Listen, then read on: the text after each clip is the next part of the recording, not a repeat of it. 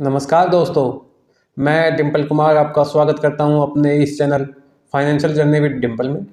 आज हम कुछ रूल के बारे में बात करेंगे।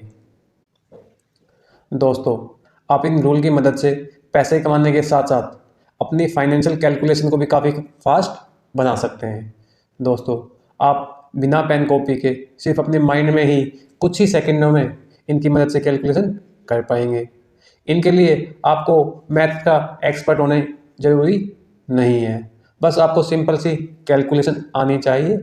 आप उसी के द्वारा बहुत आसानी से ये कैलकुलेशन कर पाएंगे। दोस्तों, हम 7 रूल के बारे में जानेंगे, जिसमें से पहले 3 रूल इस वीडियो में बात करेंगे, जबकि बाकी के जो 4 रूल हैं उनका इस वीडियो के पार्ट 2 आएगा उसमें बात करेंगे। तो अब हम बात करते हैं पहले रूल की, जो है रूल ऑफ 72। दोस्तों, हम कोई भी इन्वेस्टमेंट करते हैं तो हमें यह जानने में सबसे ज़्यादा दिक्कत होती है कि हमारे पैसे कितने साल में डबल हो जाएंगे। या तो हमें इसके लिए बहुत ज़्यादा कैलकुलेशन पेन कॉपी लेके करनी होती है, या फिर जो आगे पॉलिसी बेचने वाला आपको बताता है आप वही मान लेते हो। दोस्तों, यहाँ काम आएगा रूल ऑफ 72। दोस्तों, इस रूल की मदद से आपका एक फ़िक्स अमाउंट, एक फ़िक्स सालाना ब्याज या इंटरेस्ट के साथ कितने सालों में डबल हो जाएगा, ये बहुत ही आसानी से निकाल पाएंगे। दोस्तों, इस रूल में आपको 72 को आपको जो भी सालाना ब्याज या फिर जो सालाना रिटर्न मिलते हैं उनसे डिवाइड करना होता है।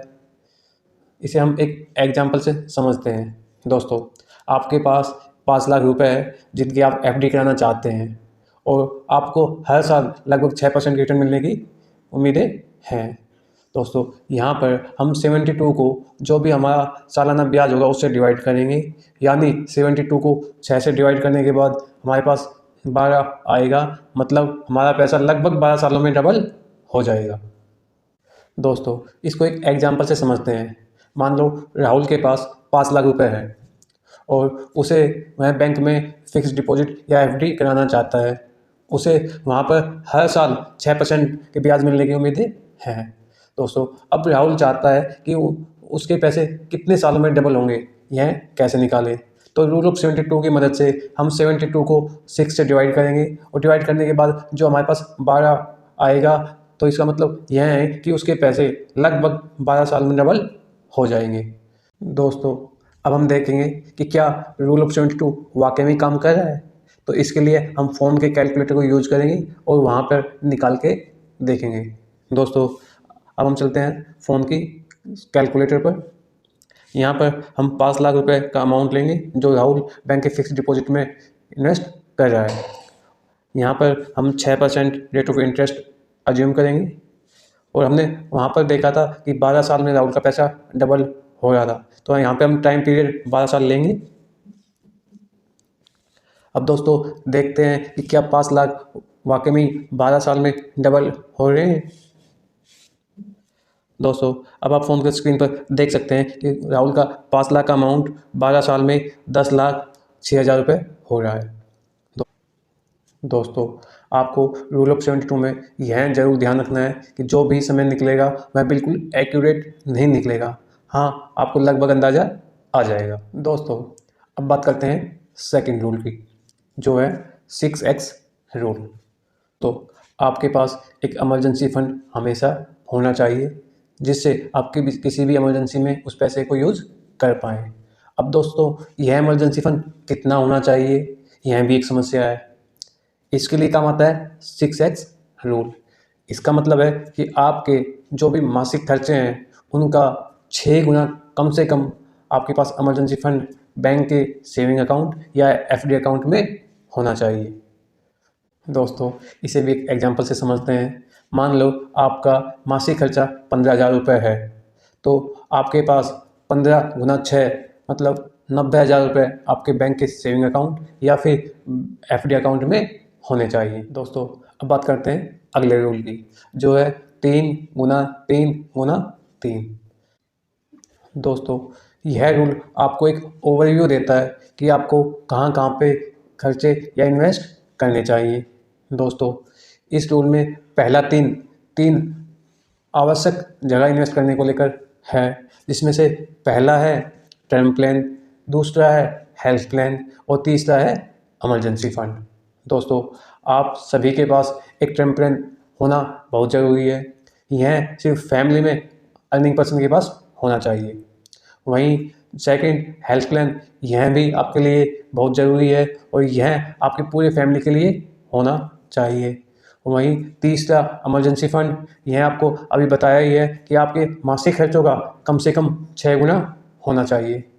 दोस्तों, वहीं जो दूसरा 3 है, वह 3 पर्सनल खर्चे के लिए है, जिसमें से पहला है लोन या डेब्ट, दूसरा है आपके रिटायरमेंट प्लान के लिए, वहीं तीसरा है गोल्ड में इन्वेस्टमेंट के लिए। दोस्तों, पहले 3 में इन्वेस्ट या खर्च करने के बाद आपको सबसे पहले अपने लोन या डेब्ट को चुकाना चाहिए। फिर उसके बाद अपने रिटायरमेंट प्लानिंग करनी चाहिए, वो चाहे एनपीएस के द्वारा हो या बाकी किसी अलग तरीके से, वो भी देख सकते हैं आप। तीसरा दिन उसके बाद आपको गोल्ड में इन्वेस्ट करना चाहिए। गोल्ड में इन्वेस्टमेंट आपको एक बैलेंस देगा।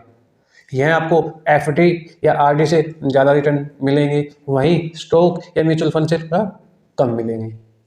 दोस्तों, जो लास्ट 3 है वो इन्वेस्टमेंट के लिए है।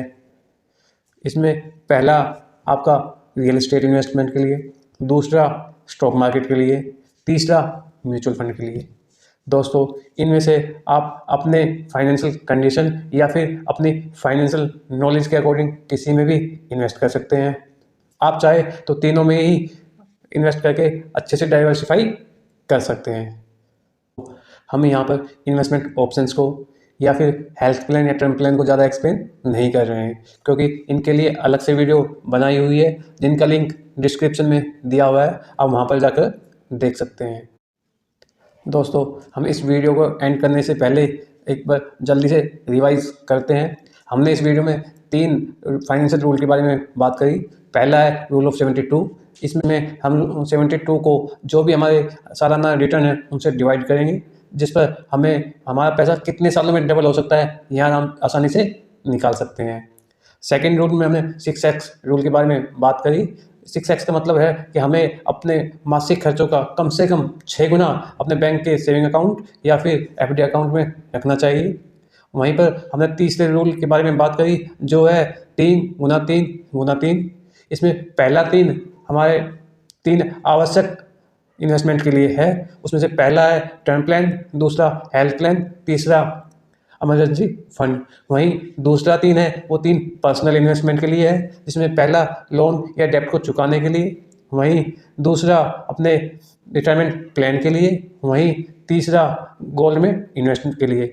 गोल्ड में इन्वेस्टमेंट का सबसे अच्छा ऑप्शन है एसडीबी गोल्ड। तीसरा 3 हमें 3 इन्वेस्टमेंट के बारे में बताता है, जिसमें पहला है रियल एस्टेट, दूसरा है स्टॉक मार्केट, तीसरा है म्यूचुअल फंड। दोस्तों, आप इसी टाइप की अपनी फाइनेंशियल नॉलेज को बूस्ट करने के लिए इस channel financial journey with Dimple को सब्सक्राइब करें।